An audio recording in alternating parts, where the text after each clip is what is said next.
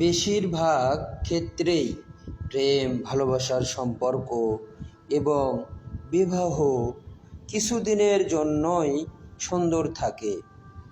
তারপর এটা শুধুই উদ্বেগ বা অবিরাম দ্বন্দ্বের বিষয়ে পরিণত হয়। তার একমাত্র কারণ হলো মানুষ একে অপরের সাথে ম্যাচ করার চেষ্টা করছেন।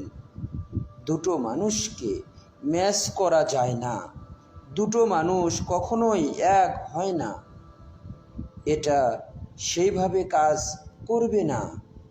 আপনি যদি অন্য আরেকজনের কল্যাণকে নিজের কল্যাণের চেয়ে বেশি প্রাধান্য দেন, তখনই দেখবেন সব কিছুই কাজ করবে। অন্য কারো কাছ থেকে সুখ নিংড়ে নেওয়াই যদি জীবনের একমাত্র উদ্দেশ্য হয়, দেখবেন সময়ের সাথে সাথে সম্পর্ক তিক্ত হয়ে উঠবে।